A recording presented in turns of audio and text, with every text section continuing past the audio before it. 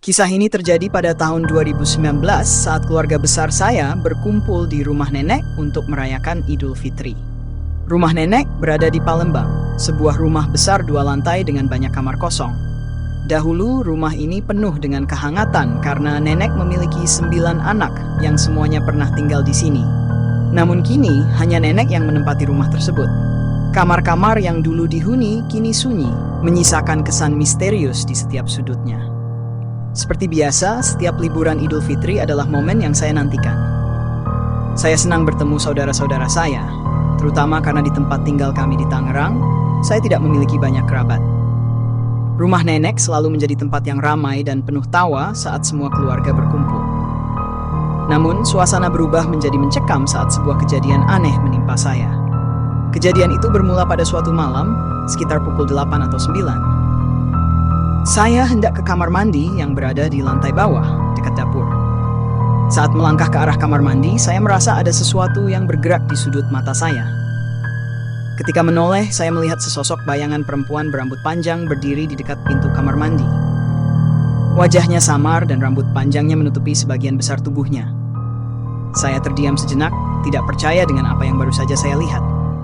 Ketika saya mencoba memperjelas pandangan, sosok itu menghilang begitu saja. Rasa takut menyelimuti saya. Saya segera berlari kembali ke ruang keluarga dan menceritakan kejadian itu kepada ayah saya. Ayah yang cukup pemberani langsung memeriksa kamar mandi, tetapi ia tidak menemukan apa-apa. Meski begitu, saya tetap merasa tidak nyaman dan mulai enggan pergi ke kamar mandi sendirian. Beberapa malam kemudian, ibu saya juga mengalami kejadian serupa. Saat hendak mengambil wudhu untuk salat Isya, ia merasa ada yang memperhatikannya dari arah belakang. Ketika menoleh, ibu melihat sosok perempuan berambut panjang yang sama. Namun ibu tetap tenang dan menyelesaikan wudhunya, meskipun ia mengaku merasakan hawa yang tidak biasa di kamar mandi tersebut. Puncaknya terjadi saat saya dan beberapa saudara sedang berkumpul di dapur. Malam itu, kami memasak bersama untuk membuat camilan. Suasana penuh canda tawa, tetapi tiba-tiba saya melihat lagi sosok perempuan berambut panjang itu. Kali ini, ia berdiri di dekat pintu dapur, seakan mengawasi kami. Anehnya, hanya saya yang melihatnya. Saya mencoba bertanya kepada saudara-saudara saya, apakah mereka melihat sesuatu, tetapi mereka semua menjawab tidak. Rasa penasaran membuat saya bertanya kepada nenek, apakah dia pernah mengalami kejadian aneh di rumah ini. Nenek menggelengkan kepala. Ia berkata bahwa selama tinggal di rumah ini, ia tidak pernah melihat hantu atau mengalami hal-hal mistis. Namun, nenek mulai khawatir melihat saya yang tampak ketakutan setiap kali berada di dapur atau kamar mandi. Ia pun mulai menemani saya kemanapun agar saya tidak merasa sendirian. Setelah beberapa hari, saudara-saudara saya mulai kembali ke tempat tinggal masing-masing, dan rumah nenek menjadi sepi. Anehnya, setelah mereka pergi, saya tidak lagi melihat sosok perempuan berambut panjang itu.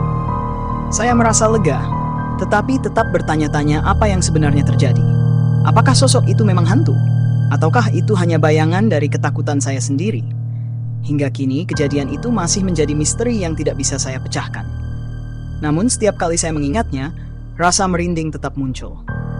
Rumah nenek yang dulu terasa hangat, kini menyimpan kesan lain di benak saya. Sebuah tempat yang penuh kenangan, sekaligus misteri yang mungkin tidak akan pernah terjawab. Terima kasih sudah menonton cerita ini sampai akhir. Apapun yang terjadi, kita harus ingat bahwa segala sesuatu di dunia ini terjadi atas izin Allah.